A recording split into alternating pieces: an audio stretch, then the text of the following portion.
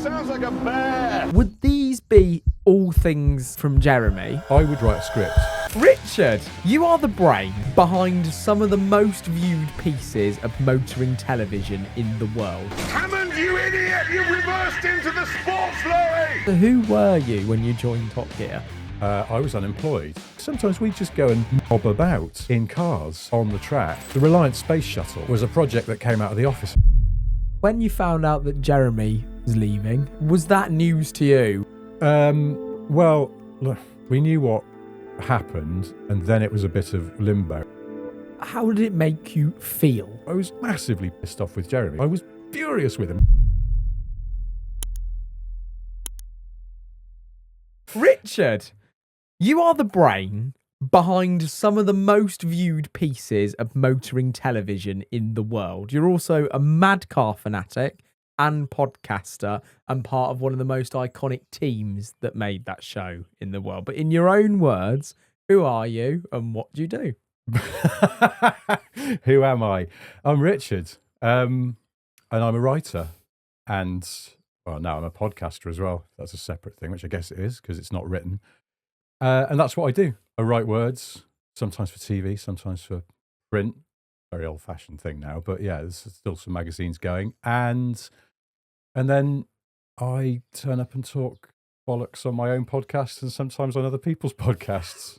And they usually ask you questions about the Top Gear days. Yes. Yeah, Top Gear is a recurring theme because, you know, it was quite a long part of my career. I did, well, the sort of, the show that people remember, I guess, the Clarkson, Hammond and May era of Top Gear, I did that from 2002 till 2015. So, you know, it's a long old stretch. That kind of consumed all of my 30s. So, yeah, it's quite a big chunk of my life. But what's really nice is that sort of now, 10 years since that iteration of the show ended, people still want to know about it because I think it was a part of other people's lives, probably more than we realised at the time.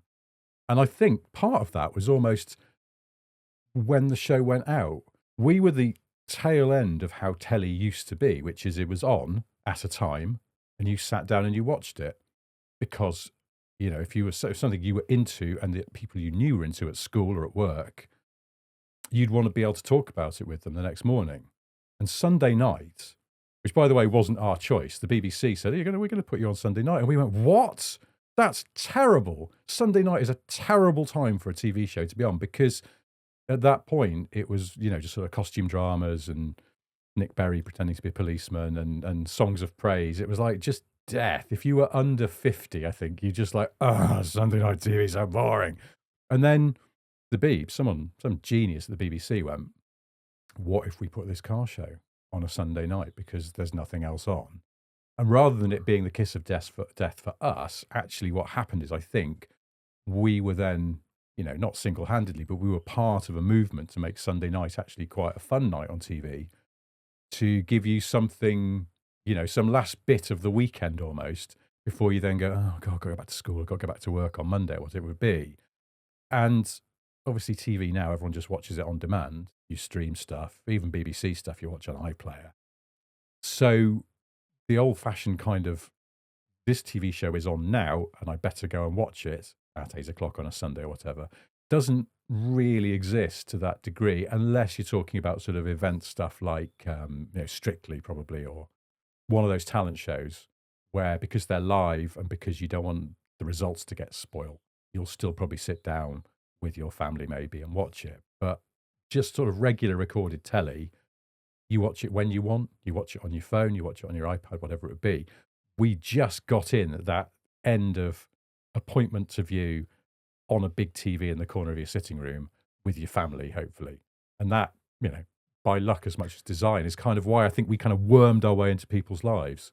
I think so many people that would have clicked on this episode and are listening to it and listened to your podcast with Johnny and listened to other podcasts you've been on will obviously be very much up to date with the Richard now, the way you are, your mannerisms, your stories, everything that you've come to know. But can you just give me an insight who the Richard was that that you're talking about back when you joined Top Gear? Like, because you obviously didn't know back then that it was going to become the size that it did. No. So who were you when you joined Top Gear? I was unemployed, was the main thing. Well, I was freelance, but yeah, I didn't have much work going on.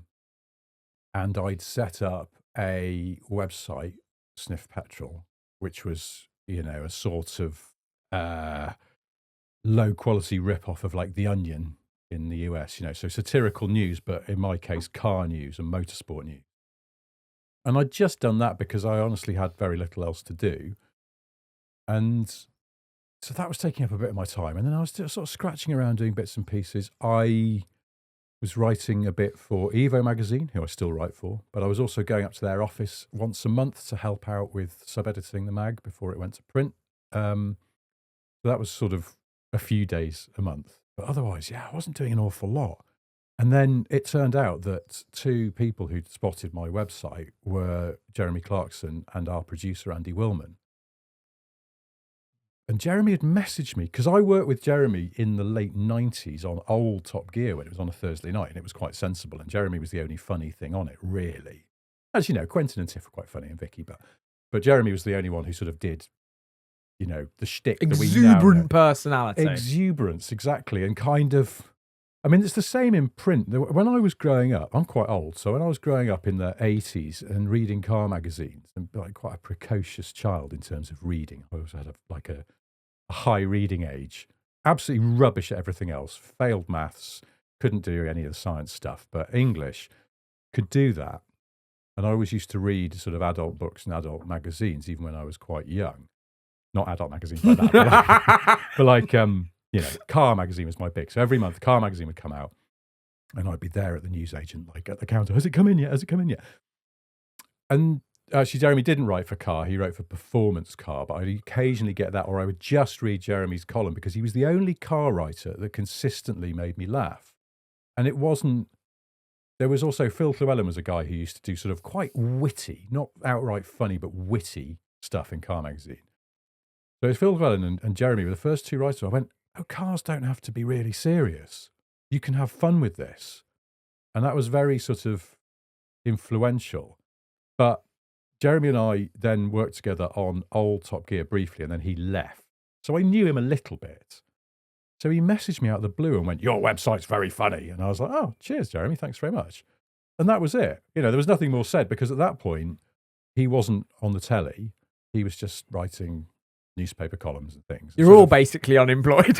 Yeah, well, but he was doing much less work, but for much more money than I was. So he could sort of sit at home and just go, I'll do, a column for the Sunday Times. And he was still doing a column for Top Gear magazine, even though he'd left the show. And he'd done a chat show. If you remember, around the turn of the century, Jeremy did a chat show. It wasn't very good, but he did 2 or 3 series of it.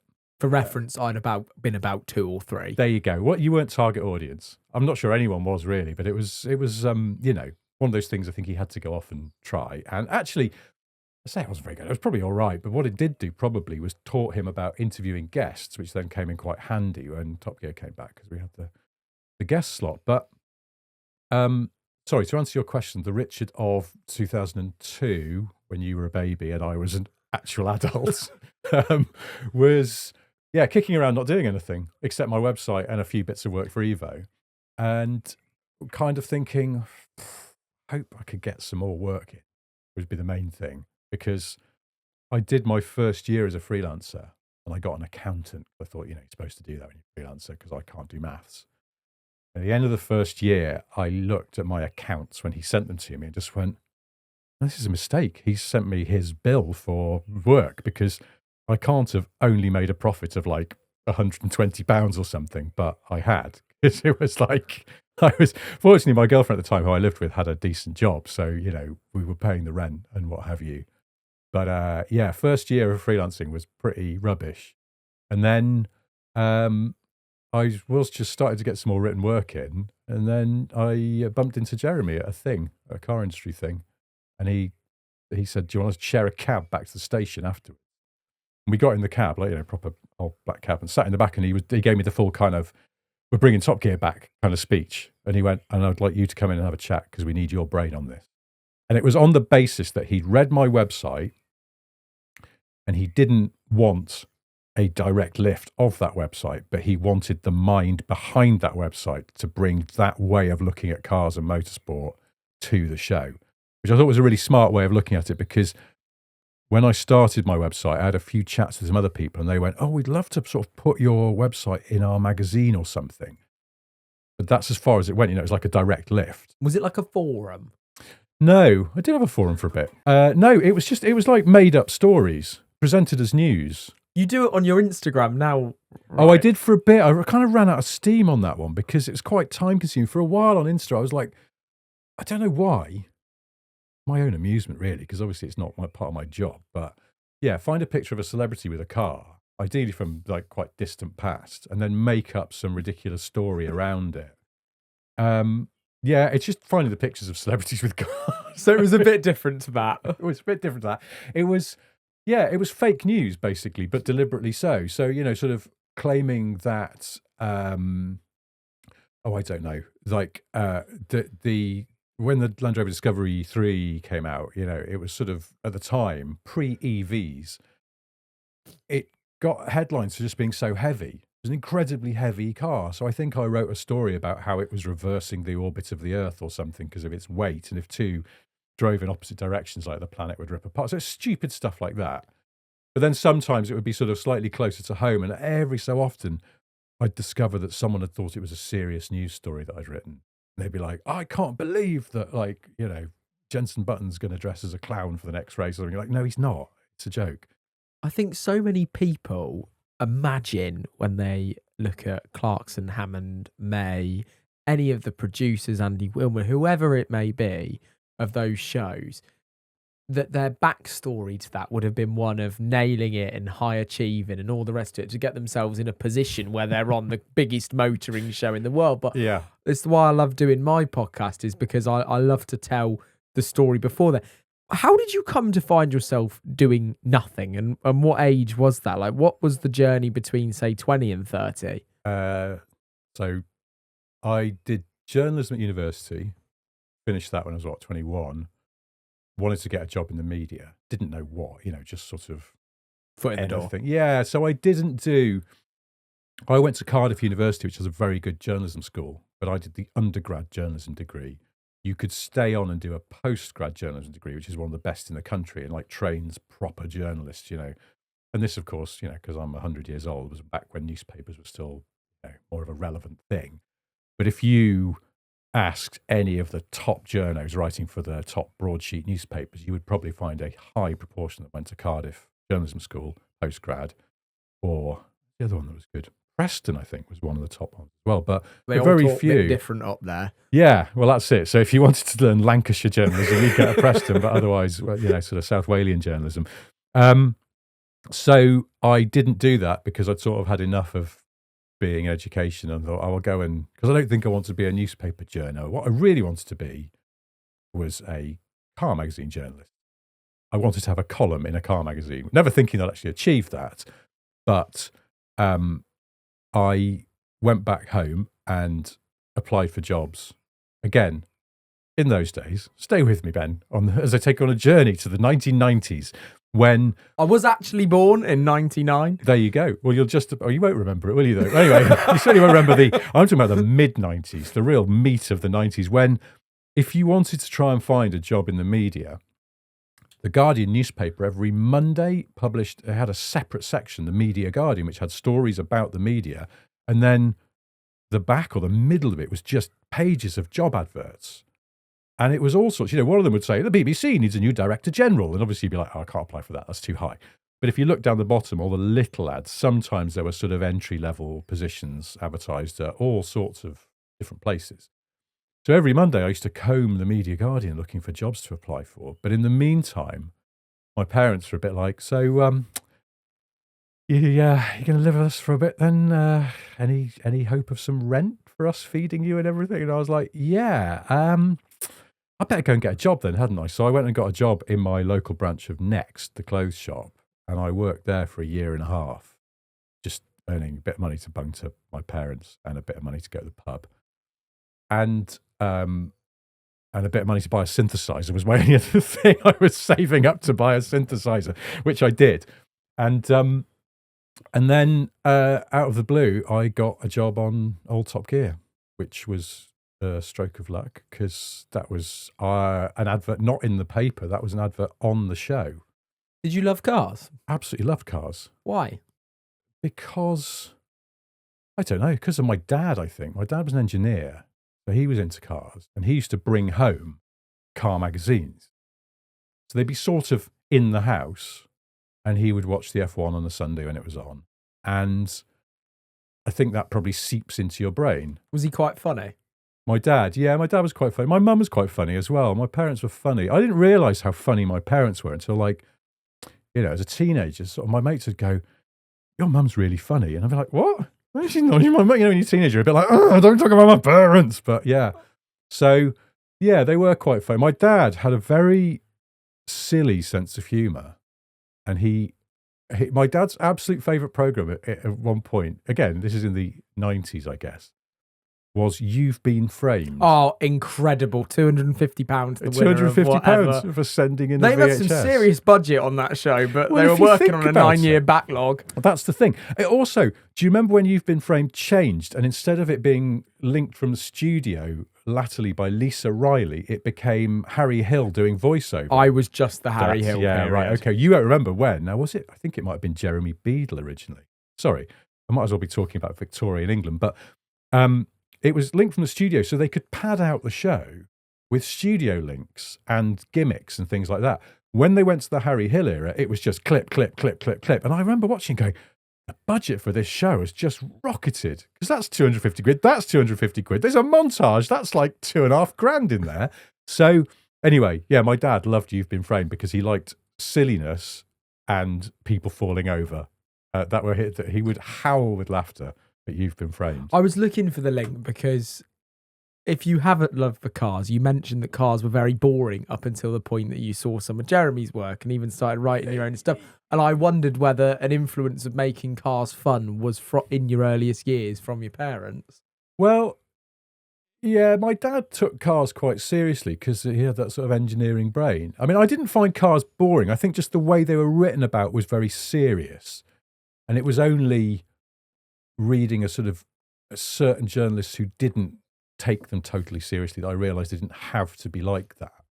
Can you fast forward a bit to the first, how is this an actual job moment after that period of sitting in the taxi with Clarkson, getting on that Top Gear? Well, so I had my early experience in telly, so I sort of knew that it was possible to have a job in television, even though that would have seemed incomprehensible before I got a job in telly, because you just think so many people want to do this. How could you ever get in? And, you know, I was just very lucky that I applied to the job advert and got an interview and was able to sort of prove that I could speak and think to a degree that was acceptable. So, but as in terms of how is this a job, I don't know. Because it didn't feel like a job a lot of times. That's my point. Was there those moments when it didn't feel like a job, where you were stood at the side of the track seeing something that you'd written come to life and you just think, I was unemployed a few years ago? Yeah, there was a bit of that. The thing is, although it doesn't feel like a job because there's a bit of mucking around, and sometimes, I mean, you know, every so often we'd be like, oh, they just need extra people on a shoot. And you'd find yourself, you know, we'd do a 5-car drag race or something. And you'd just be driving, I don't know, a Porsche 911 or something for a whole afternoon, just doing endless standing starts. And then when it was also a bit, not lawless, but I would say that we were allowed, or we did things that you wouldn't do now because of various things that have happened in British car TV, accidents and things. And so, you know, people are a little hotter on health and safety. But, you know, sometimes we just go and knob about in cars on the track, or, you know, on some other old airfield, not necessarily Dunsfold, but there was a lot of knobbing around and nobody stopped us. I think we're very lucky in that respect. Again, we got into an age of television where perhaps things weren't quite as carefully controlled. Clarkson always used to say people with mouths of meal and like red tape ruin everything, and the people with the yellow high vises will come in and spoil all of it. Yes. But are you semi-shocked that not one of them did die during that show? Well, I mean, conversely, and I don't always agree with Jeremy, and he loves to do, it's part of his just sort of, he is a long-serving columnist for The Sun, so he sort of has to adopt the Sun persona, which is, crazy bureaucrats are ruining everything like that. It's a shtick. Because, let's be honest, you can rail against health and safety, but if someone loses a foot because of an accident, well, that stops being, oh, no, bureaucrats. Oh, you go, no, fuck off. Someone hasn't got a foot now. So stop being so sensitive. It's like, there's a reason health and safety exists. It's not just to stop people having fun. It's to stop, someone's dad, brother, mother, whatever, getting killed. So, it's like, I don't think you can sort of go, oh, others obviously spoiled everything. But I do, it is amazing to me that there weren't more incidents, only because I think the presenters are very brave. They will do things that are, I think, not sketchy, because the thing is, there was more health and safety happening off camera than you might have realised. I've had Andy Harris on the podcast, yeah. And we've been through Hammond's crash in the jet car, and there was some amazing insight into that. So it obviously was there. And we were kind of actually discussing how it's not there in modern YouTube, how almost like it's been reversed. And like we now have these massive, great big shoots in modern YouTube in terms of views, but they're sort of done with a Sony in a hand and nobody around to catch you. There's at least one YouTuber that makes my blood run a little cold in terms of someone's going to die. Probably you, the guy who's fronting the channel, is going to die. I won't say who it is, but it makes me a little uneasy with my old-fashioned, belt and braces, BBC, sensible head on. So when I say we were dicking around, I think it's things that now a producer would go, no, come on, lads, let's, so there's 5 blokes in their 20s and you've got access to some really fast cars and you've just gone for a little sprint round the track. Now, it was all fine, but it might not have been fine. At the point at which it suddenly stopped being fine, there would have been an awful lot of questions to answer about why we were allowed to do that. But for the actual stuff filmed for the telly, as Andy explained to you, I'm sure, there's an awful lot goes on in terms of the preparation and then the support there on the day. And, one of the things that saved Richard Hammond's life when he had his jet car crash was the fact that a very wise producer of ours and a long-time mate of mine, Grant, was the lead on that shoot. And he said, ahead of filming, this is quite serious, and if it goes wrong, it's going to go wrong very quickly and at high speed. So let's not just have the regular sort of medical cover, which might be a couple of people in a paramedics in a car. Let's get full racetrack spec support here so that we have more options if, in the unlikely event, touch wood, that something goes wrong. And then, of course, it did, but they were able to respond more quickly and there were people with more training and stuff there. So it's things like that. And that was in the fairly early days of the show, relatively speaking, as well. So, I say we were dicking around, but I think there was also a lot of very serious, sort of health and safety consideration. Would you work from the old building that everyone's come to know at the side of the track? I've actually got a piece of that building. What? Honestly. Why? Because How? I got invited by Ben Collins, the ex-Stig, to a shoot-off between me and Mr. Armstrong on track in the original Suzuki Lianas. And there was a group of us there. Freddie Tavarish was there as well. And me and Freddie just had this moment for us where, because we'd grown up watching this show, we felt like a rugby fan would stood on Twickenham. Right. We were like stood on that line, which would be so familiar to you. Yeah. But for us, just looking and seeing that camera angle of where the car sat and everything was just like, oh my God. And me and Freddie had this little freak out moment where we just were like, I can't believe this is real. And we actually went over to the building and both ripped off part that was peeling off. Yeah, it's not peeling off. I have it on my shelf on my bar. It's just a piece of the old Top Gear studio. But I think that Porta cabin's been knocked down now.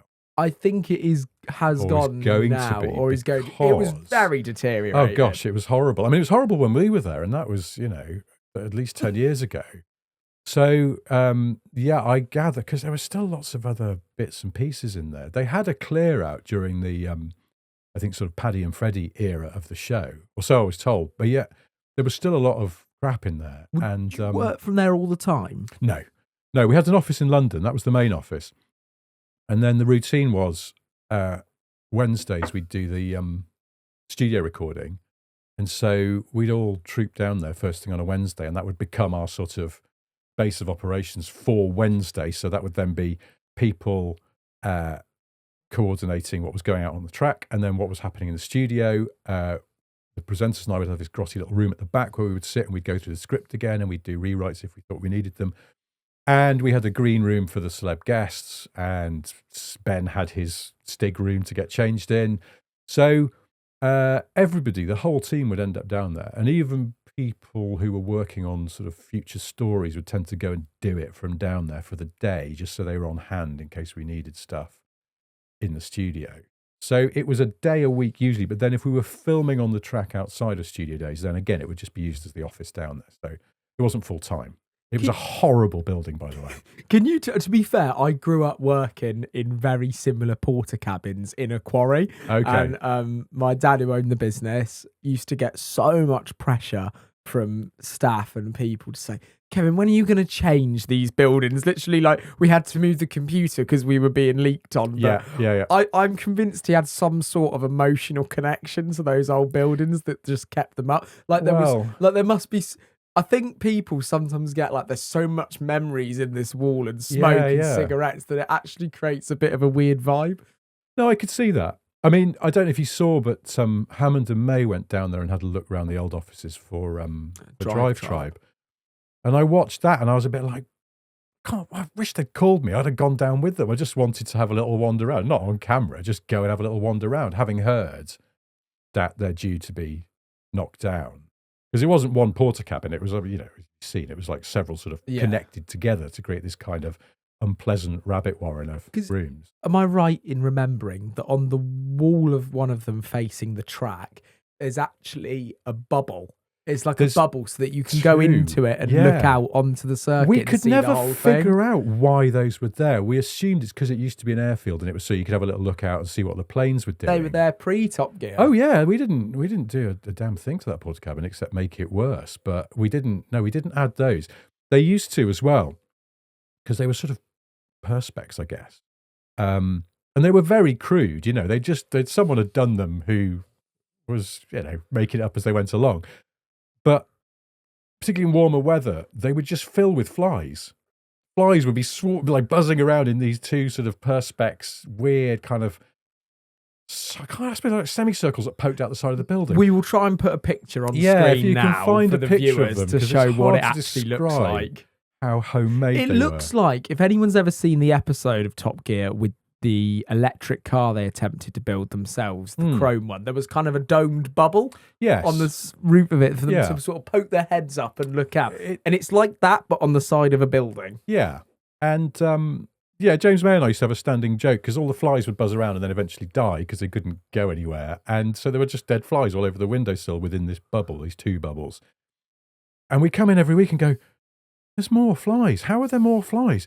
And then we had this, I don't know why we had this joke about the can of flies or can o flies, that somebody kept coming in with as if they sell cans of flies. You just spray some flies around. So many flies. Birds used to get in there and shit all over the furniture. It leaked, like you're saying about leaking. The bits of the wall sort of had these. It looked, if you'd done it for a movie and gone, right, what we want, if you'd said to the set dressing people, we want it to look really shabby, and they did that, you'd have gone in and gone, that's too much. No, it's too on the nose, this. Take it down a notch. It's not realistic. Who were the people that worked in that porta cabin? So, like, who were the main people behind that show that really led the creative direction and made it what it was? Well, in terms of the creative direction, it's sort of, I think, if you drew it as a pyramid, it starts with Jeremy at the top. I mean, he was just the engine room of the show. So it's almost, you start with him. And then I guess below that, you've got Richard, James, me, Andy Wilman, sort of probably had the loudest voices in the room creatively. But then also all of the rest of the editorial team. So, How big? Yeah, just paint this like little picture. how for big? us. God, editorially. Because then obviously you've got, in TV, you tend to sort of split. You have editorial, so they're looking after the stories, and then you have production. They actually get the show made. Production, often doesn't get the credit it deserves. There would be no telly without production, which is, so production managers, production coordinators, they book the film crews, it's the sort of stuff that needs to be done, but no one thinks about because somebody else is taking care of it. And I'm saying that as an editorial person. You just kind of go, where's the hotel we're staying in tonight? And someone in production has sorted it out seamlessly. And there are sort of, 30 hotel rooms magically sorted out. Actually, it's been a huge stress for them, but they've done it because that's their job. So in total, God, it's a team. It wasn't massive. What, like 25 of us maybe, tops. So probably, maybe not even that. Let's say 20. So probably 10 production, 10 editorial, and then, and then the presenters. The reason I ask is because it's like there's a saying, one of my mum's sayings, two's companies, three's a crowd. Yeah. And I sometimes try and apply that upwards, like through my businesses and everything, and go, would this work better just with one person just running at full steam rather than having to like go up or down these stairs all the time to get something done? Would stuff just get done? Yeah. And experiencing different types of YouTube shoots with my friends, I've done shoots that have got millions of views on Matt's channel with just 3 of us there, literally me, Matt, and his cameraman. Yeah. And I've done shoots with Ben Collins at the original Dunsfold track where there's a cameraman at each one of the original points to capture the thing with these giant, great big heavy tripods. Yeah. And I'm like, this is a completely different thing. But did it always feel just right? Yes, I think it did, actually. It's a weird one to think back. I'm actually mentally going around the old office trying to count how many desks there were because I feel like I'm wildly under or overestimating the number of people. But basically, I think I'm going to say there were 11 people on the editorial side in the sort of heyday of the show when it was at its pomp, and then probably another 8 or 10 production people. So not a massive team, but probably about right. And I think that it helped that essentially editorially we lived in a sort of benign dictatorship because ultimately the buck stopped with Jeremy. And to his credit, he was good at taking on board. If you went, I don't know about that, what about this? If you suggested something and he thought it was a better idea, he'd be like, yeah, all right, let's do that instead. But ultimately he was the arbiter of everything, pretty much. I mean, we did other stuff, if he wasn't involved in an item, like the Reliant Space Shuttle was a project that came out of the office. I can't remember who first suggested it. And then Jeremy and Richard, both being interested in aviation and things as well, were all over it and loving space stuff. And Jeremy just wasn't really across it. And then we told him about it and he went, that's stupid. We were like, no, I know, but it's going to be fun. We're actually going to try and do it. And he was like, that'll never work. And then he sort of almost went, all right, on your heads be it, and stepped away from it totally. And of course, that turned out a really good item, albeit that the shuttle didn't work, but that was one faulty part. Was there like a full open door policy in the office that if just someone had a random idea for something, would they just like come running into the room and just splurt it out? Yeah. I mean, that was the best. I think the show was at its best when anyone could chip in anything. And it was, what would you call it? I suppose in terms of a meritocracy of ideas. Good ideas were good ideas. It didn't matter if it came directly from Clarkson or from the bloke who was in mending the photocopier. Could people working on Top Gear, part of that crew, part of that team that you've just pictured, do you think people could handle criticism a lot better than what they do now? And that's one of the reasons behind its success, because I've heard stories of you even on podcasts saying that Wilman was just like, if someone was like, oh, should we just redo it like this? And he's like, just burn it. Get rid of it. And I wonder now, like, even thinking of my own teams in businesses, if I had that approach with them, yes, I think they'd all come in crying, handing their notices in these days. Like, I'm wondering if these are all the little 0.1 to 1% that add up to make something magically special. The thing you have to understand about Andy Wilman, who's a magnificent man in many ways. I mean, he's an absolute horror show in others. He's one of the scruffiest people I've ever met. And I have seen far too much of Andy Wilman's flesh through tears in his clothing because he won't just go and buy a new T-shirt or trousers. But But his mind is magnificent. But he does think it's the 1970s. And so he treats staff the way that, you imagine they might have done in the 70s. He is, I should add as well, he instills a great deal of loyalty, I think, and people love him because he has a great deal of warmth and charm, but sometimes he's an absolute dick to people as well. And he knows he's being a dick. It's part of his technique is he knows when to be your best mate and to be extra nice to you. But if he wants something out of you and he thinks the best way to get it is almost reverse psychology and being a bit of a knob to you, then he'll do that. And even when you know he's doing it, you're still a bit like, oh, I'll just play along with this because it's Andy. So, yeah, he did. The burn it thing was just to the set designer because the original set for Top Gear was not working. And the guy went, I could make a few tweaks. And Andy went, no, take it outside and burn it. But he says it, I think sometimes you write those things down, they sound harsh.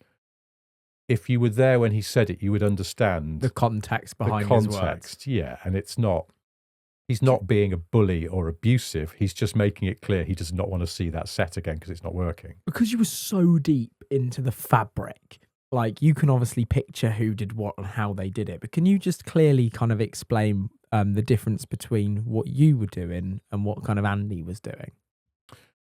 Oh, well, so Andy's, he was the executive producer, so he's across everything. Almost like a CEO of the show. Yeah, I guess so. I don't really know what CEOs do, but yeah, I think so. That's the thing. He would be aware of everything that's going on, and then, he, I would say, likes to be pretty hands-on. When in the original office, he had his own glass cubicle private office, didn't use it, didn't want to be in there, wanted to be in with the troops. So he just sat with us at one of the regular desks out in the main office. In fact, he sat next to me, and he's a very scruffy and messy man, and this pile of old newspapers and magazines and scripts and things was slowly sort of moving onto my desk like a glacier as he added more to it. So there's a bit of a nightmare sitting next to him, but he would be, across everything that's happening on the show, starting with, what are the ideas, where are they up to, going and standing behind the researchers and going, what's going on, what's happening, have you got hold of that guy yet, have you got hold of this, have you managed to book that location yet, just like kind of making sure the machine keeps turning. Very different to what I do. I just sit there and write words and, go over to Jeremy's house and we just sit in a room and write scripts. See, as a YouTuber generation, I have become fascinated and obsessive with writing. Yeah. And even running the businesses, I actually put a little story on my Instagram yesterday. I was like, I actually think the most time I spend during the week now is writing. And the first thing that I start off with in any podcast or any video for my fishing channel, whatever, is the title and some thumbnail text. Right. Because I find that if I do that, the episode I can always then flow to that. Your question. Well, I can always then flow to that title and thumbnail. I rarely use the actual questions. I use them as little reference points and tick-offs to make sure I've spoke about that subject or that subject. But it gives me, that title gives me a starting point. What you were working with was a series number, series 4, episode 2. Where would your starting point be for like writing something for that episode? Well, actually, it's interesting because we wouldn't start like that. Series 4, episode 2 would only come into being further down the line. You would do a sort of flat plan of, okay, we've got to make, back in those days, 10 episodes a series. Okay, well, here are some cars we want to test. So that's that, and that'd be track test. Here's a car that's not a track test, but we want to do something with it because we've read in the marketing materials that it's supposed to have this. Very long time ago, the Smart 4.4, they made a big thing of, it has a living room interior. And we went, a living room? So you could live in it then? And then we sent Richard and James to spend 24 hours in the car without getting out. And that was where that came from. But at that point, that item exists sort of floating in space.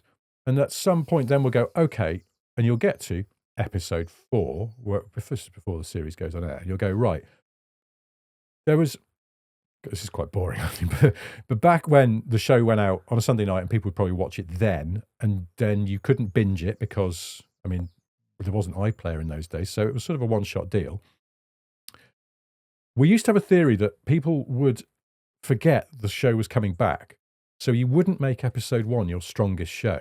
Now you would because of streaming, because you're assuming people start at the beginning. Huh. Back then, you make episode 1 quite good. So you want it to be decent because you hope that, hopefully the BBC have put some trailers on and, maybe the presenters have done an interview or two. People are aware it's on.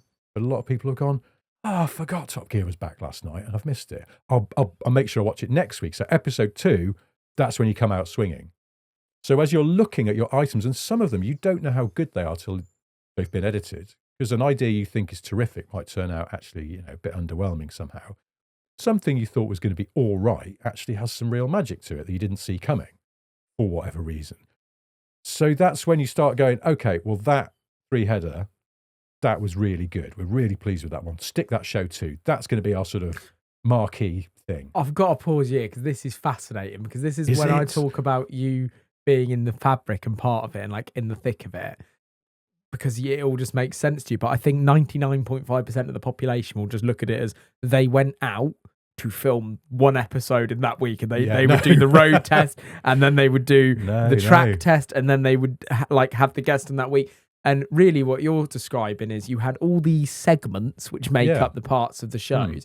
Would you do like multiple track tests on the same day? No, sometimes? no, probably not, because it'd take a whole day to do one. Particularly as the bar got higher and higher, the directors got more and more sort of arty and wanted to do more tricksy things. And so you need to devote a bit of time to that. And actually what you could do sometimes is start nice and early, get all the, sort of driving bits done, or get all the pieces to camera by the car done. Sometimes it's dictated by the weather. And then actually you could release the presenter in the afternoon and go on, you. Because the presenters are like children. They get quite restless sometimes and a bit like, are we nearly there? You're nearly there yet? It's kind of, so you go, look, we're good. You can go home now. We've got all your words and all of your bits where you're going to be in shot. And then the director can just spend the rest of the afternoon with the crew getting arty details of the car, because you don't need Jeremy standing off camera while they're getting some close-ups of the badges. Did he become like that quite quickly after a number of tests? Like, it's a cool Ferrari, but I want to go home. No, I don't think Jeremy is sort of has this kind of weird combination of a lack of patience, but then sometimes he's surprisingly patient and surprisingly sort of, his perseverance is pretty remarkable. But no, you just don't want the presenters hanging around when you don't need them, because they get bored and they start to be like, what are we doing now? What are we doing now? Or they'll suddenly go, I've had a change of mind. I want to do something different. You're like, oh, not now. We just shot the bloody thing. So, just let them go home.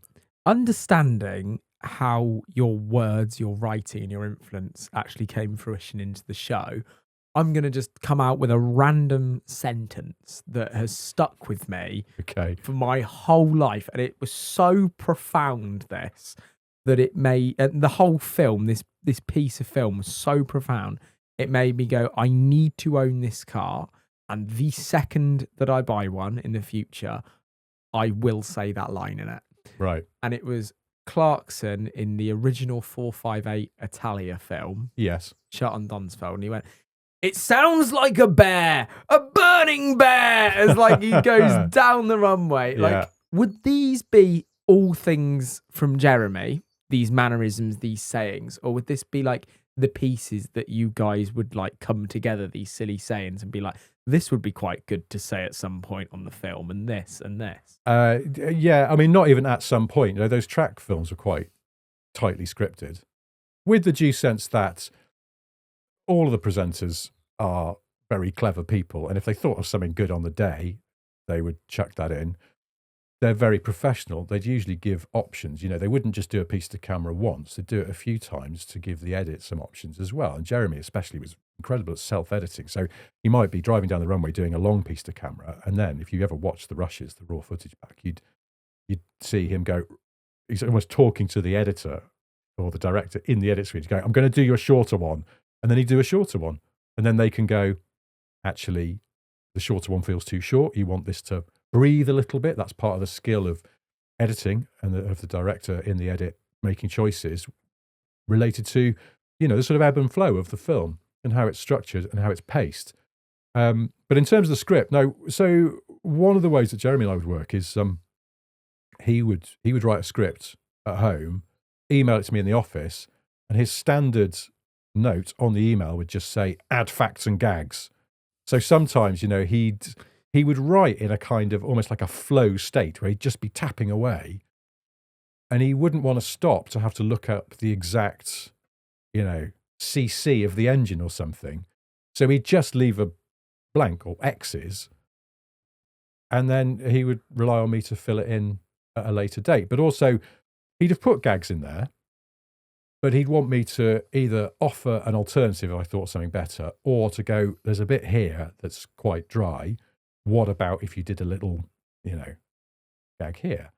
So I would send back my suggestions in italics in the original script, and then we'd back and forth, and, we'd probably, it depends. Sometimes it'd be quite quickly like, right, happy with that, let's move on. Would you plan out the video in the sense of like, I was just trying to find one of my fishery edits on my iPad there, because we literally would be like to camera, and then it'll be like voiceover, and then it'd be like, would that be written out? Like, would Jeremy and yourself be picturing the video You've got in your head and then writing it out? That, again, is part of the pacing of it. And if there's something very important or something you really want the viewer to take away, that often helps that is a down-the-barrel piece to camera. I'm talking to you at home now about this.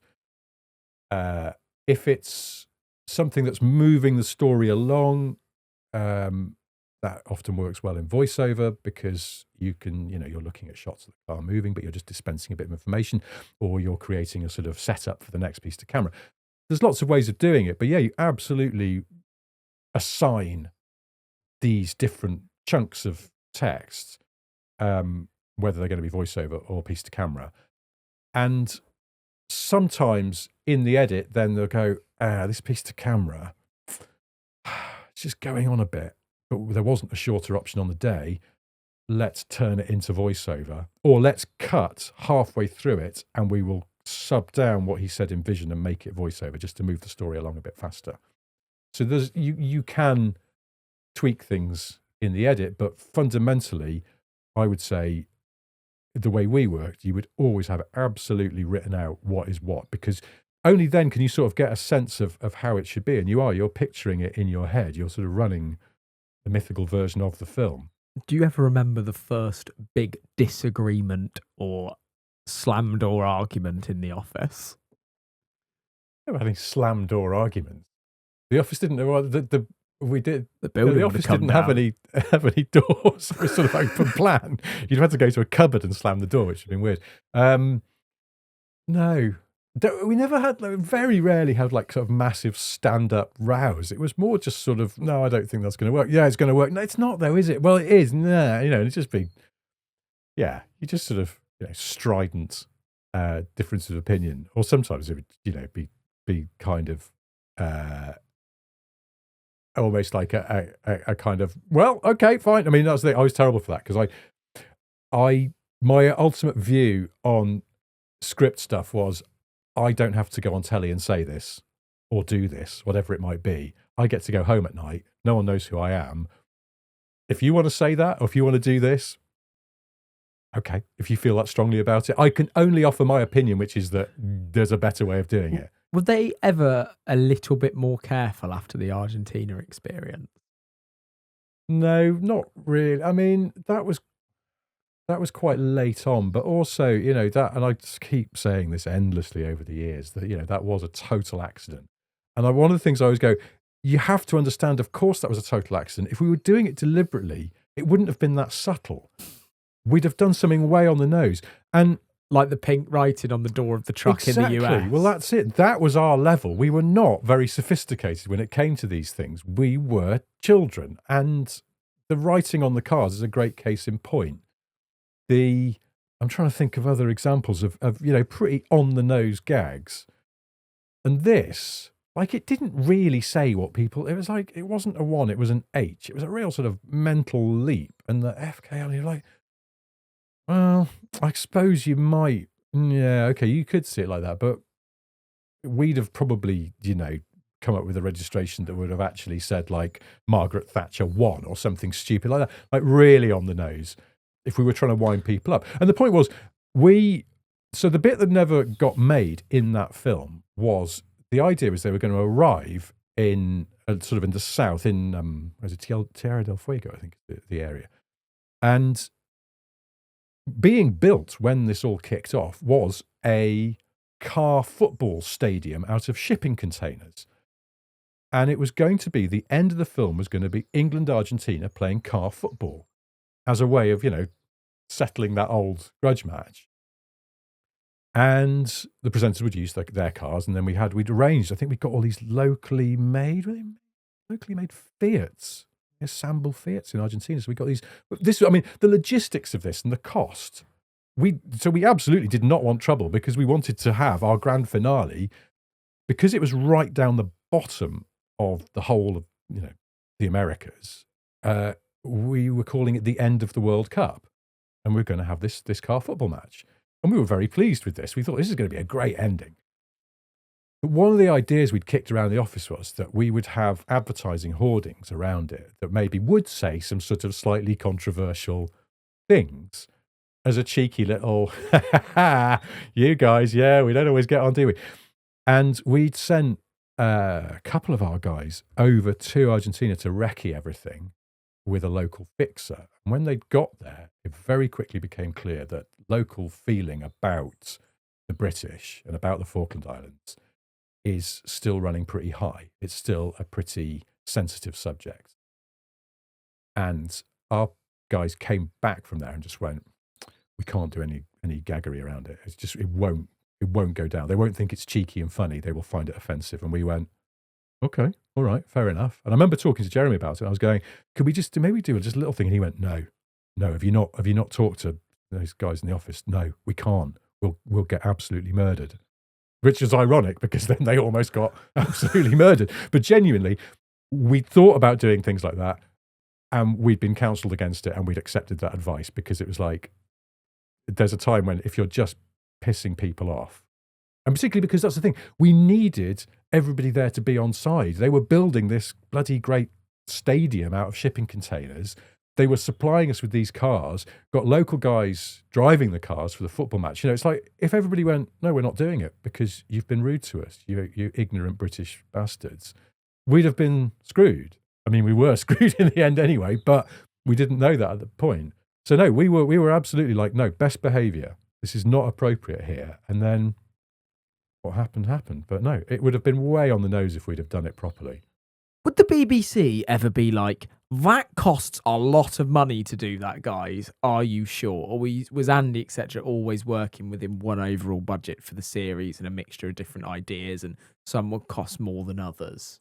Yeah, you get your budget for the series.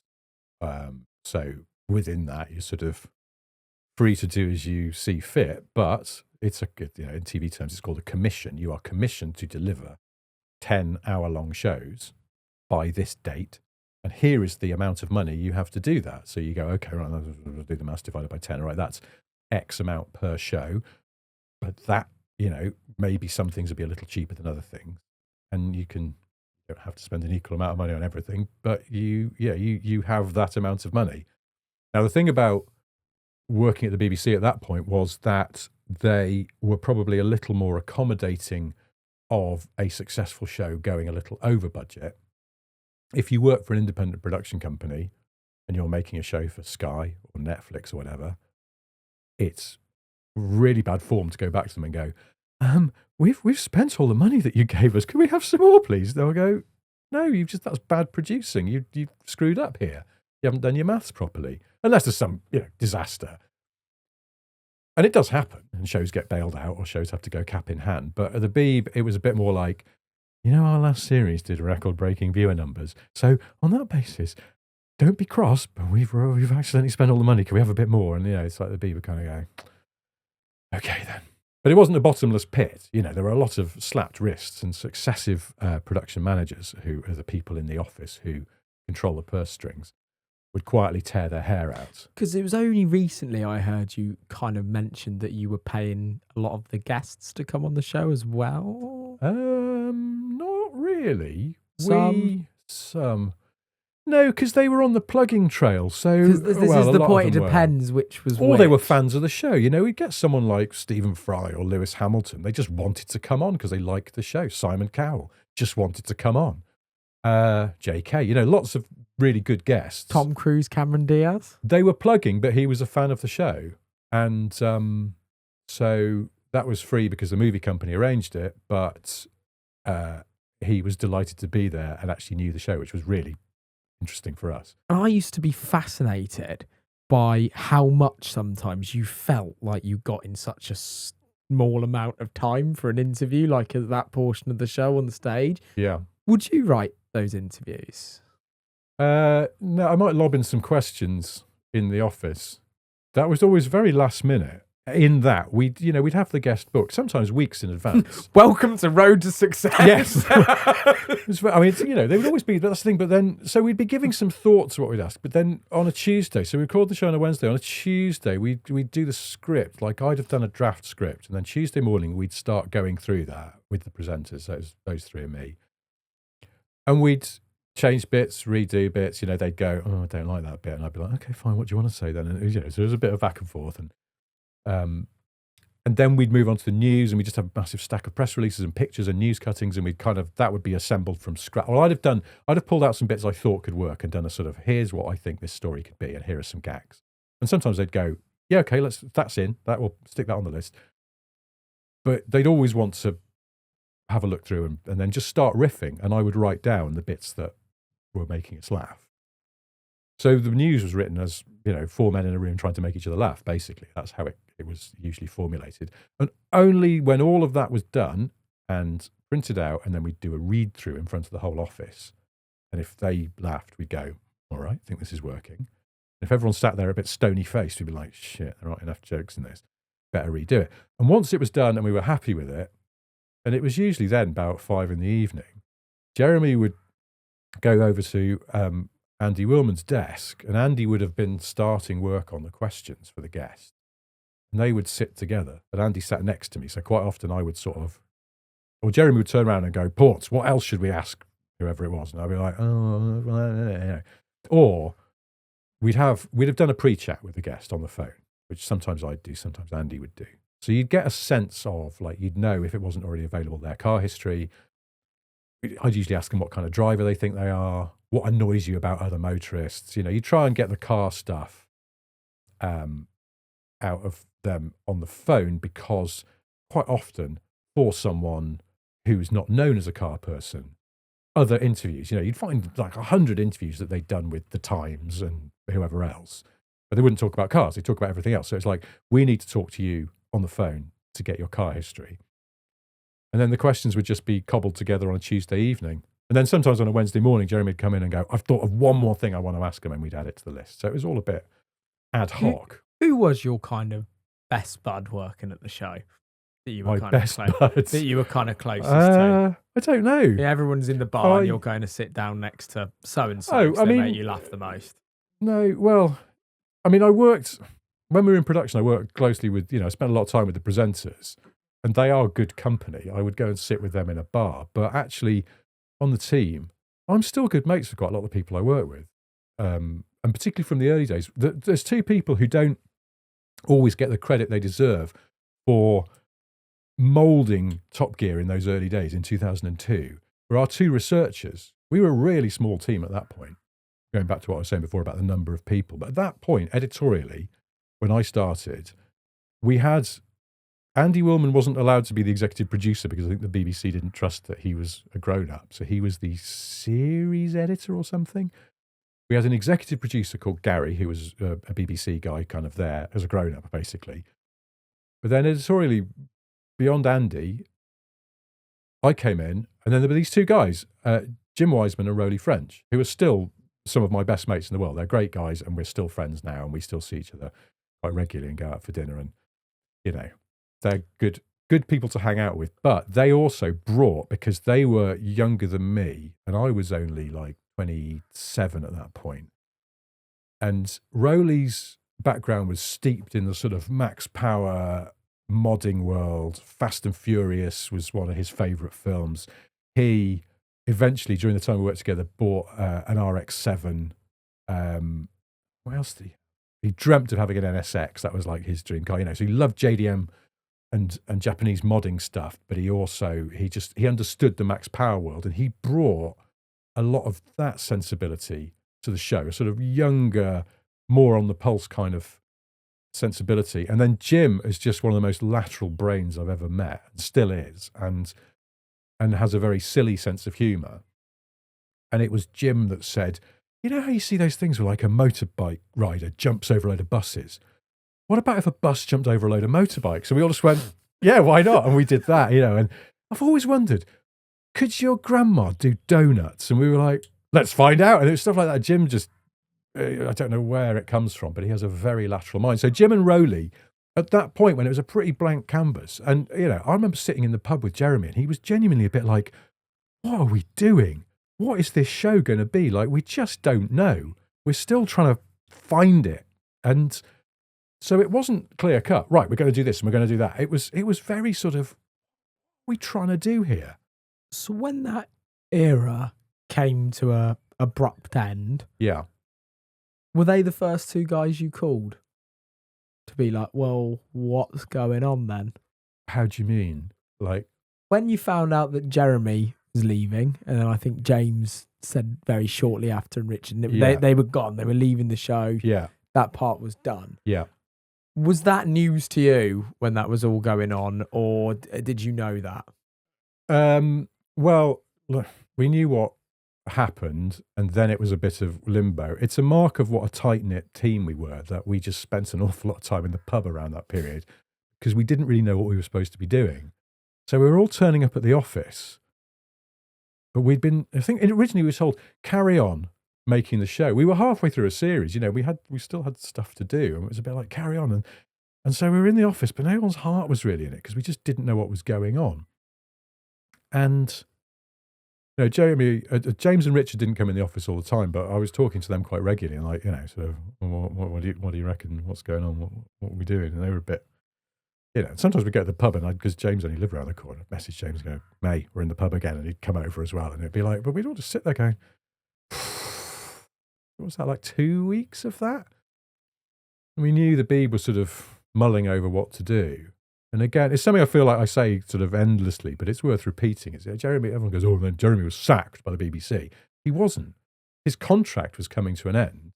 There was a reportedly very lucrative new contract on the table, because the show was, doing well, and all the presenters had asked for more money, as you do. And so he was about to be rewarded with a lucrative new multi-year contract. And he'd been a naughty boy, and they couldn't exactly go, well, anyway, please don't do that again. Here's millions of pounds. So he wasn't sacked. They just didn't renew his contract. It was unfortunate timing. If he'd have been halfway through a contract, they could have suspended him for a bit and then gone, right, now don't do that again.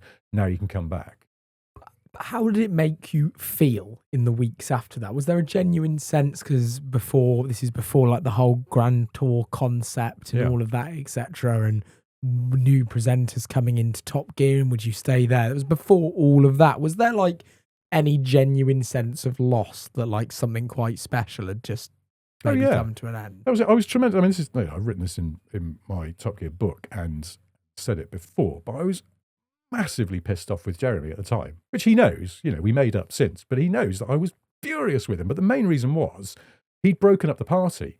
We were having a good time, and we were making what I thought was still a decent show. It's like we were probably past the peak of when we could really surprise people, and that sense that hopefully on a Monday morning across the country, people were going, you see what they did on Top Gear last night? We were probably a bit past that, because, we'd done sailing across the English Channel in a pickup truck and all of these daft things that made people sort of go, I can't believe those idiots got away with that. But I think we were still making some pretty solid items in those last sort of few series. There were some bits that I thought worked pretty well. Not everything did, but it never did. So suddenly for it to come grinding to a halt was really annoying as much as anything. And I couldn't believe he'd been so foolish as to allow this kind of lapse in restraint and judgment to allow the whole thing to just collapse. stuff like that really get to you when people are illogical and with their thinking and do things with emotional rather than strategy? Well, I get why that happens because we all do irrational and stupid things. And so It's my biggest bugbear with people. really, Yeah. but That's I don't why I think, ask. can That's you, can, if the one thing that really riles me up, like in terms of business, employing people and at work, is if people make decisions based on emotion rather than actual logic. I think that's fine for a decision where you've got time to make it, like, should I book a holiday? Should I buy a car? You're not having, a gun held to your head. But when it's in the moment, it's something you have to decide quite quickly. We are defined, our personalities, and it's obviously a screenwriting thing, that your personality, the personality of a character is defined by the choices they make. And in that split second, the choice that you make is something that sort of speaks of your state of mind. But this is the thing. He said his state of mind at that point wasn't great because we were getting a lot of pressure from the Beeb about the show. And going back to what I said about Jeremy being where the buck stopped on that show, he took that very personally. It was his baby. It was his show. And when the BBC were sort of saying, "Oh, you shouldn't have done that. You shouldn't have done that. What are you doing now?" He found that, I think, very, very stressful. He was also, and again, this is no secret, he's on record talking about this. This was when he was going through a divorce, and his life was, probably not all that he wanted it to be. That doesn't excuse what he did, but it sort of explains some of the background to it and why, in that moment, a bad choice was made. Your next moments then in life, looking back at the time, it would have felt like maybe a long time looking back on it. We can sort of pick out these moments, would have been, I guess, stay or leave. Stay with the new troops coming in or leave with the rest. So, like, where was your state of mind? Well, there was a hiatus because at that point, we didn't know what was going on with the show. And in fact, most of us were freelancers, or a lot of us were. So the BBC just said, look, we'll pay you out to the end of your contract. You're free to go. People who were on staff were reassigned to other shows. Just one guy, again, another good friend of mine, Alex Renton, who was the series producer, was kept on because he was staff. And in the end, it was just him sitting on his own in this quite big office. He got so lonely, he asked if he could move to another office where there were people. Because at that point, it was a bit like, well, the show might, we don't know what's going on. We do like with Richard and James. And so it was all a bit in limbo. And then very suddenly, out of nowhere, this announcement was made. Chris Evans is going to bring back Top Gear. Very strange. It was a decision that was made at a sort of fairly high level within the Beeb, I think. And then sort of fed down to Alex, because he was the only one still technically working on the show. And then it fell to him to kind of start reassembling a team. And he contacted me and he went, would you come back? And I was a bit like, I just don't know how I feel about that. Might feel a bit weird. And he asked me if I would go and meet Chris Evans. He said, look, he's got a lot of enthusiasm for this project. I think, you'd be impressed with how excited he is about it. So I went for a pint and then dinner with Chris Evans, which was quite a weird experience. Well, not weird. He's interesting company. And he was very interesting talking about how he did the Radio 2 breakfast show, taking over from Terry Wogan, and how he realised that he was on the back foot because people loved Terry Wogan. And so he had to, talking as you were about sort of being strategic, he had to be very strategic about how he took over that show. He couldn't come in and go, it's me, listen to my voice, I'm brilliant, here are all my formats and my quizzes and my things. That would scare people off. He came in very gently, he just played records and he talked very sparingly between them for the first few weeks and months and gradually got people used to his voice. And it's like, that's really good, that's really clever. I was impressed by that, but I wasn't quite sure about his plans for Top Gear that he shared with me. And I did feel a bit strange about going back to the old show. It would be like going back to your old school and all your mates have gone. Did Andy leave then at the same time as the boys, as well as the presenters? Yeah, he did. Well, actually, I think he was sort of kept on for a bit, but he then went, I want out. And But he was definitely there because I remember going into the office one day to get my stuff, and I was walking out to the car like a scene from a low quality movie with one of those big, those cardboard boxes, file boxes they always have in offices, that was coming apart at the seams with all of these old scripts and books and things that I wanted to keep from my desk and my drawers and everything. And I was sort of carrying this, and I was like, this is going to split at any point and just spill everything onto the floor, and I'm going to look a total loser. And it was raining as well, just to add to this sort of on-the-nose kind of pathos. And Andy pulled up in his car, and he was coming into the office, I think, to go and see the grown-ups and say, I'm leaving. And I remember he just sort of pulled up and went, all right. And I was like, yeah, I'm going then. And he was like, all right, see you soon. And that was it was all quite sad. And so then he bailed out as well. And behind the scenes, when I think he went and saw James and saw Richard and went, do you want to, should we join forces and should we try and find a new way of doing this? And that's how led to the Amazon deal, which actually the first thing is that Jeremy sort of went off and flew off somewhere to go and get his head together and reflect on what he'd done. How did you get your head together? What did I do then? I don't know. Went to the pub. Still. That's it. We did still. Even that's it. They announced that the show was, Top Gear was done in its current form and that Jeremy was not having his contract renewed. And then a lot of us who worked on the show did just sort of, I felt like we just sort of kicked around together quite a lot and really do anything. And Were you looking for the next thing? Do you remember feeling frantic? Were you a lot more comfortable in life? Like, what's your story? You tell the story so well of others, but what's your story to get to the next? I just remembered I wrote a book. That's what I did, because I was a bit like, what am I going to do now? I don't know whether, because I probably did bits and pieces. The thing is, the TV industry is very kind of insular. People know people, and if you've worked with somebody and you got on and they liked what you did, you quite often then you'll get a random email or a call from someone going, a little bit of script work needs doing. So I probably did a bit of that. Because you've written over 25 books, my favourite title being And on That Bombshell. That's the book I wrote when Top Gear finished, yeah. So that was sort of mid 2015. The show ended in April around then, I think. And I was a bit like, I was watching, or I saw a bit of a documentary about Friends, the TV show Friends, and I remember thinking, God, just imagine working on a show that long running and successful. And I thought, I suppose I kind of did. Top Gear had become more successful and globally viewed than we ever imagined. Obviously, we're not as big as Friends. Few things are, but we for a khaki little car show on BBC Two, we had, I think, grown way bigger than anyone would have expected. So I was a bit like, I did work on a big show. I should write this down. And I went looking for other books written by people who worked on long-running shows, and there are very few out there. And I was a bit like, maybe it's not the done thing, because, it's sort of a little bit of a, not code of silence, but people who work on shows, generally, particularly Top Gear, we're a real family. You don't want to start kind of airing your dirty laundry in public.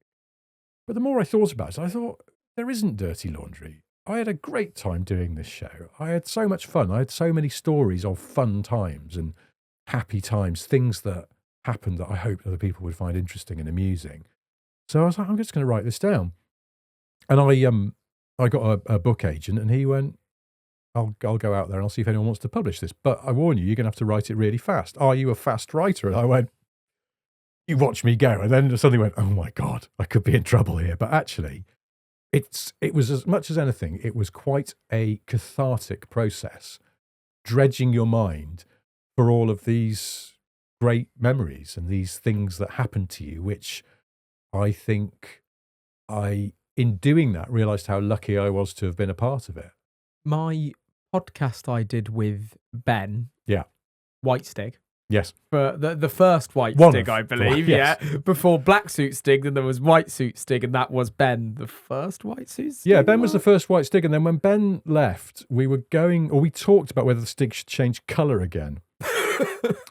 And that was very much, it was up to us. It was, because I remember just talking to Andy about it and going, should we do this? And he was like, I don't know. And in the end, we decided that Stig had become so iconic by that point, it was best not to. But the people who made the merchandise around Top Gear were hovering, sometimes literally around Andy's desk going, any decision, Andy? Because they knew they'd have to ring some factory somewhere else and go, stop making those white Stig dolls, put red into the mould. See, that's quite a interesting part I just want to pick out, which is the show became way more than just that. It was merchandise sales, it was sales, the logo, all the rest of it. Yeah. You talk about writing your first book on that bombshell, after a literal bombshell. Yeah. Ben's story, which is why I reflect on his podcast, had lots of legal in it. Like, he literally went to war with the BBC. He's probably led a load of troops into thinking they can do the same afterwards and follow in his footsteps. But when you were writing that book with such a famous catchphrase from a TV show, was there any like parts of it you're just like, oh, this could end badly for me? Or where was your kind of level of risk doing that? No, I don't think so. I mean, obviously, stuff like that, when you work with a big publisher, it all gets legal, but nothing got flagged. Actually, do you know what? One of the things that got flagged was, as a little bit of preamble, I wrote about my time on old Top Gear in the 90s. And for some reason, just because I thought it was funny, I threw in a story about, I worked with this guy, a director called Ewan Keel. He's still out there working. And he in the early days of email, you remember people's names, first name and surnames, used to just sometimes get run together. So I'd be like, just Richard Porter @ he had an email address that was Ewan Keel @, but unfortunately, Ewan Keel contains the word wank, and his email would get caught in lots of filters. And I put this story in the book, and the legal people went, would Mr. Keel mind you using this story? And I was like, he'd bloody love it. He likes that story more than anyone. Why would he object? But that was one of the few legal flags. They didn't go, oh, you're going to get sued by Jeremy Clarkson. And actually, just before the book came out was when I kind of made peace with Jeremy. We went and had a cup of tea together, and we sort of didn't really talk about our feelings because we're British men, but we just kind of cleared the air. He told me what was going on with what became the Grand Tour, which was the start of his kind of recruitment pitch to get me back. And I told him about the book. So there was strategy in there. There was still that bit of strategy. Now you say it like that. Yeah, I mean, I don't ever really think of Jeremy as a strategic person any more than I am. But yes, now you say it, I think he was hoping that I would come back, and I was hoping that he wouldn't object to my book. So what I did when I got home after that meeting was send him the manuscript for the book. And bless him, he read it. He's a voracious reader. He reads a lot of stuff. And so, when he said he'd read it, I knew he'd read it because that's what he does. And he loves writing. He loves just the craft of writing and reading other people's stuff and finding things that he likes or hates, whatever.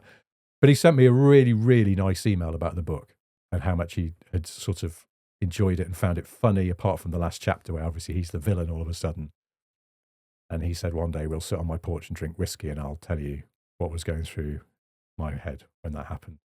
We haven't done that yet because, we're both still busy. But one day, hopefully, we will. Were you involved in any of the Grand Tour? Yeah, I did. He got you back? Yeah, so he... For anyone that doesn't know. He was...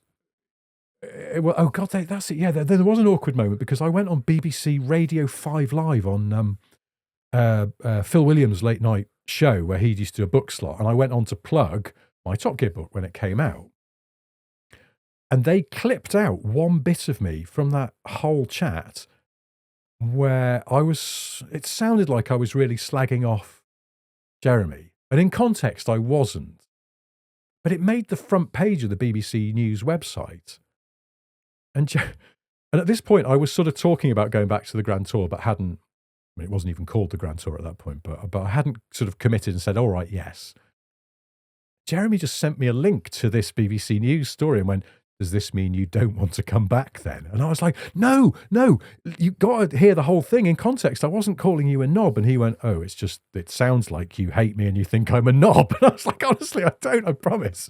So that was a bit awkward. But then I had a chat with Andy, and then Andy, I genuinely didn't know whether I wanted to go back for sort of the same reason that I didn't want to do the Chris Evans show, which is it time to move on? Is this really lazy? Just going out with back to the old gang and we do the same basic show. Should I be, knapsack on my back, go and seek my fortune doing something else I want to do? And Andy sent me a message at one point because he kept going, right, are you coming back? Do you want to come in? Come in the office, come in the, and I kept going, yeah, I'm thinking about it. And in the end, he sent me an email and went, are you just putting this off because you don't want to do it? Because that's fine, but you just got to let me know. And I was like, Andy, I promise you, I genuinely don't know. And he was like, just come in and have a chat. So I came in and ended up going for lunch with Jeremy, Richard and James. And it was like seeing your old mates from school again. And they were on such good form and they were all so excited about the new show. And I laughed so much over lunch that I thought I might be sick. It was just, they were kind of taking the mick out of the BBC and thinking, how can we do everything wasn't opposite? Even that, like, everyone stands in that studio, so everyone will sit in this that was studio. a legal thing. That was legal. That wasn't us taking the piss. That was legal going, the BBC could claim, you've copied the format and it's not yours to copy. And it's like, I don't think people standing up is a format. They stand up on Jules Holland and Top of the Pops and all sorts of shows. But yeah, legal made us do things like that. That was not us. I think what it did do was make us think harder about the show, because there was a danger maybe we'd have just gone, let's make exactly the same show. We liked the people standing in back of shot. It gave a certain sort of spirit and energy to the studio. What was the biggest noticeable difference between beginning to work with Amazon versus the BBC? Money. I don't know. There's a bit more money, I suppose. And, was it a bit more? Was there that red tape? Or was there so much excitement from Amazon of understanding of just go and do it because you guys sort of know what you're doing? There was a bit of that, but also I think Andy was very careful to get their assurances, and actually I think it was written into the original contract that they would leave us alone editorially. They did not have the right to go, show us your homework, and then we're going to give our thoughts. There was an element of trust that had to exist there. You know the show we make. You've seen it. It's been going for, at that point, 13 years. We're going to make a sort of updated version of that. You know that. That's what you want. That's what you've asked for with these three guys that you want on your then quite young television platform. So trust us. And obviously everything will go through legal. And that was the one stop. I as a matter of course, had to send every script to the lawyers, which only happened latterly at the BBC. And actually it didn't go to a lawyer. It went to someone in editorial policy, which is the BBC department that checks on things to make sure that they are sort of up to code. And there's a legal function within that, but it's just sort of, there's a fabulous woman called Sue Pennington who, again, someone who doesn't get enough credit for making Top Gear what it is, or rather allowing Top Gear to be what it was at the height of its popularity and its pomp, because Sue took the view that it was her responsibility to do everything in her power to let us do what we wanted to do, and only saying, no, not that, or don't say that, or don't do that, when it was absolutely necessary. And she was so supportive and so good at helping us to make the show we wanted to make. And at Amazon, it was a guy, I never even met this guy, who was the lead lawyer at a law firm that we'd got, who would check all the scripts. Very rarely came back with anything, but it was just a belt and braces thing that Amazon wanted to happen, I think. You were 20 people in the kind of heyday of Top Gear 2025 that you noticeably see in and around the production. Obviously, you can pull in other figures. But then you've got all the film crews and things like that as well. What was the Grand Tour like? Pretty much the same, actually. Yeah. It wasn't like we swelled in numbers. That's why it worked? I think, yes. I think that you can have too many people. And that is only just taking money that could be spent on other things. Now, if there's one or two extra people and they are brilliant minds and great at what they do, then perhaps that's a benefit. I'm trying to think. It wasn't a noticeably bigger team, put it that way. Had you met Johnny, co-host of your podcast at the time that you started the Grand Tour? Yeah, I met Johnny in 2010 or 11. So still when I was doing Top Gear and he was doing Fifth Gear. And I first met Johnny in a hotel near Goodwood during the revival. At the bar? my wife and I were in the bar, and Johnny walked in to the reception, which I think was sort of part of the bar. And I remember saying to my wife, you know, Goodwood Revival, a lot of people men dress in suits or military uniforms from the 40s. And Fantastic event. Oh, it's so good. Johnny came in and he was dressed as like a greaser, you know, with white T-shirt with rolled up sleeves. And I can't remember what else he had on, but he looked really cool. But having never met him, I remember saying to my wife, there's that bloke off the telly. Look at him. Look, he's like dressed really cool. But I thought, oh God, he's going to be way too cool to come and talk to us. And his wife was dressed very, very sort of in a very noticeable but very cool way. And it's been like, these are cool people. These people are not going to want to hang out with us. They've done this properly. Yeah. And then because we were in the same hotel, and it wasn't a massive hotel, we did end up talking to them. And it's one of those things where we just clicked instantly. And I realized that Johnny is not too cool to talk to me. He is a cool guy, but in the sense that he's extremely affable. And we just, for the rest of the evening, we just sort of hung out together. And his wife and my wife got on very well. And he sort of instant friend. And he's just as passionate about his tortoises living in the office as he is anything else. That's what I love about Johnny, is that he is wonderfully strange. I don't know anybody else, a grown man who has pet tortoises, passionate love for tropical fish. I think one of the reasons why we get on so well is that we have lots in common, but we have lots that's different. And like he loves his cat. He's a cat person. I love my dog. I'm a cat person as well, but I like dog. You know, we are quite different in a lot of ways. I don't have a tortoise, 2 tortoises. He has actually, but yeah, he's quite eccentric in some ways. Who came up with the idea for your podcast? I think it was Johnny was the one. Johnny has a lot of ideas. He's very creative, and it's almost like you sort of just have to catch the good ones and accept that you're not going to grab every one, because he'll just message me out of the blue and go, you know, we should drive to Namibia in a Skoda Favourite or something. And I'll go, when are we going to do this? Just, yeah, all right, put it in the list, but let's do some of the other ideas we're still trying to get around to doing first. But he said, we went on a trip together. We went on a blag to the Pebble Beach Concourse in the US as guests of Jaguar for some reason. It was some birthday of the E-Type. And we ended up sharing a car. We had a modern XJ to drive from San Francisco down the California coast to where all these, you know, the Pebble Beach sort of festivities are happening. And we were in the car together for hours, and we were just chatting shit as we do. And it was Johnny who went, you know, we should film this. People might want to watch this. And I was like, are you sure? I mean, we are talking a lot of nonsense. And he's like, no, we should. And so, yes, to Johnny's credit, it was him who wouldn't let this go as an idea, and then said, one day he just rang me up and he went, I've got to drive to Telford to pick up a Honda V6 that I'm going to try and fit in my Allegro project car. Do you want to come? And I've got some GoPros. So we could film ourselves doing it. And that's what we did. And that was the start of our YouTube channel, eventually. It took me about a year to edit this footage. And then we started doing YouTube videos. And then COVID came along, couldn't do YouTube. And we discussed already, it was like, oh God, everyone's doing a podcast now. Maybe we should do a podcast as well. And then COVID forced our hand because we couldn't meet up to film videos, and we can record remotely the audio. And suddenly we had a podcast. And the podcast actually was the best thing we did because it's much more successful than the YouTube vids. Did you ever think a podcast would become successful? Well, for years I did Gareth Jones on Speed podcast, which was a car podcast in the UK when there weren't any UK. Podcast.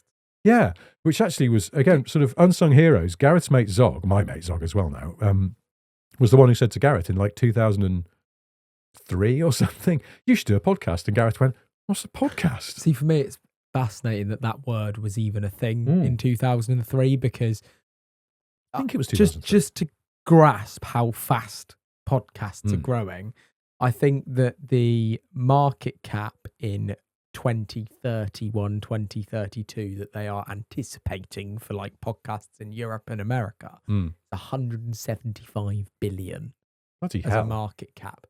And it's currently at 30 billion. It's going to finish 2025, which was 2024. It was supposed to be like 5, and it finished at like 7.5. Yeah. So there's this curve of absolute craziness allegedly coming through Right. very clever people, cleverer than me, that understand why. But if I had to put my finger on the why, it's the risk to writing, and the very thing that you love and the thing that I've come to absolute love is the temptation of AI to just seep into the world as a normality. And I believe that humans will become astutely clever to what's AI and what isn't, and be able to see I through hope it so. far more than what people give it credit for. Yeah. And I think that's what's going to drive the desire for a proper no AI I conversation. really hope so. I didn't ask before we started recording what your swearing policy is on this podcast. After an hour, fucking go for it. Good, because I fucking hate AI. Fucking hate it. It is the worst thing that's happened to humanity. I understand it has utility in, collating medical data and stuff like that. But in terms of stealing and crucifying creativity, it is the single worst thing that has happened to human endeavor and the wonderful spirit that only human beings can bring to it. AI is not creative. It just sucks in everything and then spits out shit, and it drives me nuts. I'm going to debate you on it Okay. because I agree with you, Yeah. but I disagree with you on the result, because I absolutely detest it. Yeah. I do hate it. And I hate it when previous editors of the podcast, not Toby's fabulous, Yeah. but previous editors, you'd ask them not to use it. Right. And they'd still try. What were they And using it for? Like auto cut. So it would Right. swap the camera from me to you. Okay. And then I'd watch it through and I'd just be like, that was not done by a human. Yeah. And yeah. you just see it would move just at the wrong time or just before, or it wouldn't understand the context. I would want to grab those people by their hair and go, "You are doing yourself out of work, you dickhead. You're an editor." But does that not, when diamonds are formed under pressure and people that actually do put the work in and the graft then shine through? And that's what I'm hoping is going to happen, because I think the real creators, the true human creativity and conversation and adjectives and nouns and all these words Yeah. and things and the fabric of making things special, Yeah. I believe will shine through even stronger. But because you'll see it like a flashlight in the woods. It's like Yeah. I hope everything's so. AI.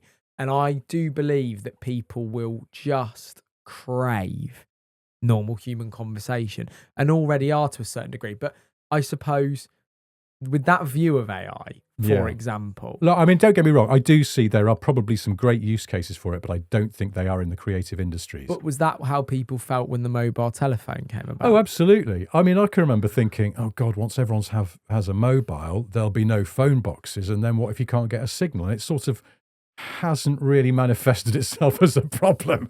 I'm sure it does if you're on a remote Scottish island, but hopefully there's still a phone box. But to these days, people say so much, I need to switch my phone off more. Yes. I loved it when it ran out of battery for now and I just had X, Y, Z.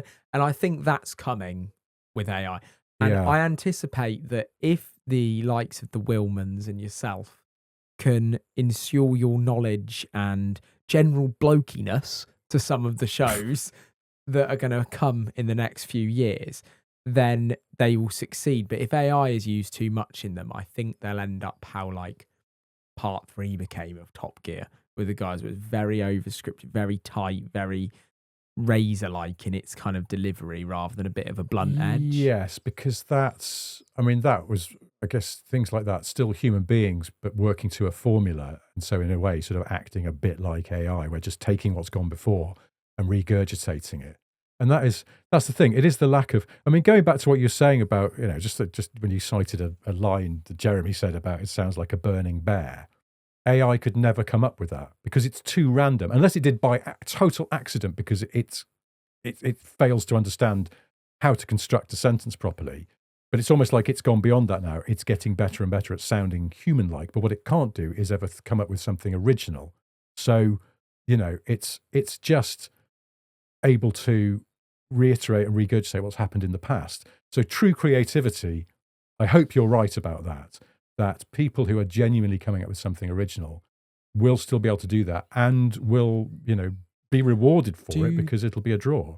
Do the best car enthusiast and the biggest car enthusiasts in the world get the most passionate over driving the biggest technology jump for cars and electric Alpines as they would jumping in your new car. Oh, well, that's the thing. But I like electric cars because I think that you have to accept that cars are sort of functional as well. And I think you can like both. I prefer these days my boring everyday family car to be electric because I like how quiet they are. I like how smooth they are. I like the fact it costs me buttons to run because I'm lucky enough to be able to charge at home for like 7p kilowatt hour overnight. But then have the opportunity to buy silly stuff like something analog. The Metro Turbo that I've just bought, and I'm going to get my Land Rover Defender, which is on this mug I've given you here. That's a drawing of my Defender.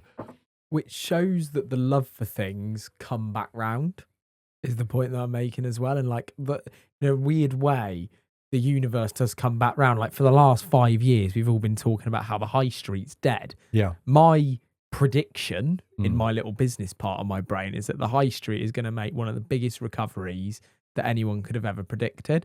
Because I think, like the AI thing with podcasts, I think people will just want to go into a shop. Yeah. And Google is becoming so crowded in the same way that no one could afford rent, no one can afford AdSense or pounds. Oh, okay, interesting. Or for those little things. And the reason I wanted to kind of include that in this podcast is there is a brand new series of the Grand Tour coming. Yeah. Is there? I don't know. with new presenters that have been leaked and very well documented. So if it is similar to the guys that have been leaked and coming round, and you're starting to shake, which shows me that I'm probably on the right lines. Couldn't possibly say. What single piece of advice, if you could have your one line to the entire team in this new age of creating a show, would you want to get heard? One of the things that I feel will enable them to make it work is a sort of, I was going to say be yourself, but it's more than that. Do what you think is right, is the actual advice. Do whatever your heart says is the way to make a car show. That doesn't mean you have to act entirely on instinct. You know, there's a great deal of thought. And one of the things that I think made Top Gear particularly and the Grand Tour work is that we didn't just sort of go, let's do that. We would interrogate ideas, dismantle them, replace them when we thought of something better. One of the things that I used to work sort of as a consultant on some of the international versions of Top Gear in Australia and the US particularly. And I would always try and drum into the teams there. It's like, don't just go with the first idea and go, yeah, that sounds about like what something that Top Gear would do. Because too often it has a good top line, but then it runs out of steam. Or you've gone straight for a gag. I mean, I remember once Top Gear US were trying to reinvent taxis in Las Vegas. I don't remember if they ever made this. And one of the presenters went, I'm going to buy a hearse, and my passenger's going to have to lie where the coffin would go in the back. I was like, that is funny, but once you've seen it once, where are you going after that? Oh, yeah, I don't know. I was like, that's it. You're a one gag, and a gag repeated gets less and less funny. So I know it seems appealing, but don't go with a hearse. Try and think of something that gives you more avenues of comedy and also that seems like a good idea superficially and then slowly unravels. That was the secret to a lot of those Top Gear things about we're going to reinvent the blank or blanks. The initial response from the viewer ideally is, oh, that seems like quite a good idea. And then you slowly demonstrate the flaws and the pitfalls. And the hearse was a bit one note. But there's a temptation. They could have gone ahead and done it because all they'd done is gone, that's funny. And just going, oh, that's funny is not enough. You have to absolutely interrogate, destroy your idea. And if it bounces back, you know it's all right. Why does the team, in various forms, continue to believe that replacing 3 with 3 is the best solution? And not just replacing 3 to 5. You must have this conversation at the pub or the bar, or wherever. And I think many people over many years have debated if there's a different way, because it's really hard when you do a show, or a car show with 3 people, to avoid the comparison with a long-running show that had 3 people on it that people recognise. But there's a great deal that does work in the 3 dynamic, which is why it becomes irresistible. 2 is okay, but you're giving yourself, particularly on like a big road trip, you can only have a ping pong between those two people. I'm talking in my car. I'm talking in my car. I'm talking in my car. The third gives you just that. You're giving yourself 50% more material effectively. And you also end up with that when one person is down, two of them are like, ha ha ha, you screwed up there. They become a little gang. Or two people are down, one of them's going, well, looks like you both made the same mistake. You won't catch me doing that. Bye, kind of thing. It creates a much more complex dynamic of, it's almost like a stool. The minimum number of legs you can have on a stool is 3. 2 and it'll fall over. 4 is actually over-engineered when 3 would be fine.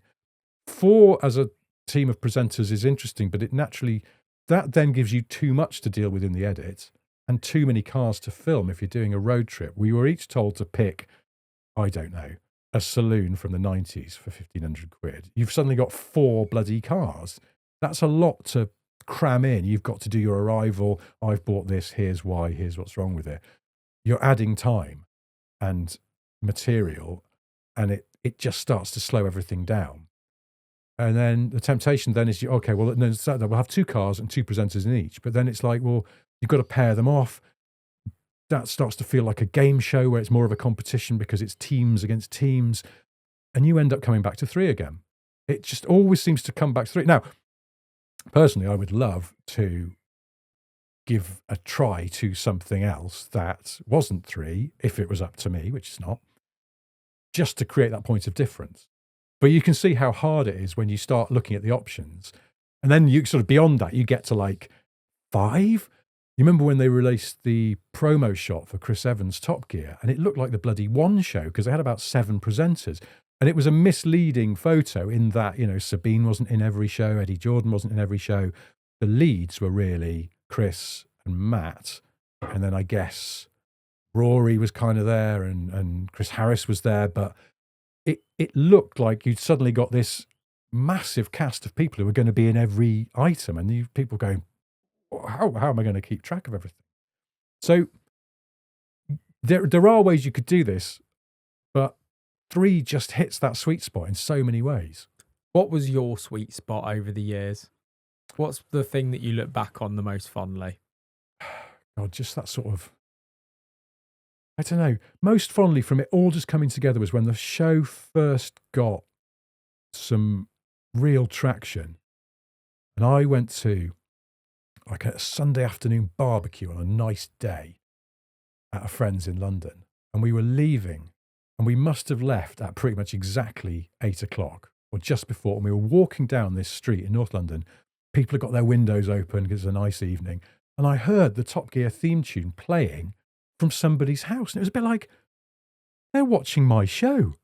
And it's our show, and it's on in there. And like actual people I don't know in a street I don't live on are watching the show that I work on. Because up until then, you get the viewing figures, but they're very sort of abstract. You don't know if it's true.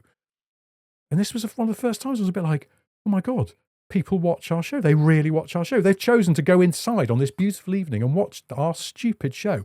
And that was that era of suddenly going, this is working. Because also, there was less pressure because we were still making it up as we went along. But it was working, and it felt like we could almost, I wouldn't say we felt unstoppable. We felt we were on the right track, but there was still more to do. We hadn't run out of ways to surprise people. You know, we'd probably at that point just tried to destroy the Toyota Hilux, and one of those kind of ones that people remember. But we hadn't sailed across the channel. We hadn't started doing really big road trips at that point, maybe, or we just started doing the specials. And there was just a great sort of gang show feel to it. The presenters were in the office quite a lot, but also we just sort of, you know, they'd come to the pub with us, and we did like a BBC. There was some kind of BBC Rounders contest, program against program. And I think we were the only show that turned up with one of their presenters, because Hammond just went, yeah, I'll come to that. And we all had Top Gear merch T-shirts on as well. So we had a uniform. We looked really good. And there's like Crime Watch, and there's Watchdog, and there's the One Show, or whatever. And there was just all these other shows. And we were like, we came marching across the field in our matching shirts with an actual bloke off the telly. And people were a bit like, uh-oh, what are they playing at? And it was like that, just, I think that sums up the spirit of the time, which is one of the reasons the show worked probably as well as it did is because we were a good gang off camera and off duty. We were a team, like truly a team, and we were friends and we hung out together voluntarily. And that sort of camaraderie and that spirit gently infuses into the program. Which one of your 25 books that you've written capitalizes that spirit and camaraderie the most? Well, it is probably On That Bombshell because it's about that show. Yeah, because I wrote quite a lot of books that were Top Gear branded tie-ins. The Christmas annuals, actually, for 4 years or 5 years, can't remember. We used to do annuals, and I say I used to write most of them because that was part of my job or kind of side hustle along with the telly show, but they capture quite a lot of the sort of in jokes off the show. The kind of way in which Hammond and May and Clarkson were portrayed on the program at that point. Some of the little tropes that we kept coming back to about their characters. It's all in those books, particularly the first one, actually, because again, it was like that was a blank canvas. We hadn't done a Christmas annual before then. So it was like, it just throw everything into it. Everything I could think of. Andy contributed a little bit to it as well, and a couple of other people. But it was just like here's where the show's at in, what was that, like 2008, 2009, I think. So I don't know where you'd get them from now. It might still be on Amazon, a few dusty ones in the corner of a warehouse, but otherwise charity shops probably. Where can you get On That Bombshell? You can get that anywhere. Again, charity shops if you don't want my children to have new shoes. But if you want me to see a tiny amount of royalty off it, then I think that's still available on all good booksellers. Well, I will list some of those good booksellers in the description below once we have rounded off this episode, which I'd love to do now because I think you have spoken so fantastically about so many different elements of it. I'm so glad we covered how you met Smith as well, Mr. Johnny Smith, because your podcast and listening to that has made me realise that I need to build in that fun and emotion and jokiness into mine, and there's a lot of spirit that runs through it. I think it is just creating. I've recently been working with a younger person who sort of tongue-in-cheek always used to go, it's vibes, babe. It's all about vibes. And I do think probably it's an indefinable thing that makes. Is that on a farming show out of interest? No, it's not. No, it wasn't that. No, not her. No, someone you wouldn't know. But well, thank you so much for coming on Road to Success, allowing us to reverse our van down the extremely tight lane at the back of the van. Toby was absolutely upping himself. And if you enjoyed this episode and haven't listened to one of mine before, please make sure that you hit the subscribe button, turn on notifications, and we will catch you very soon.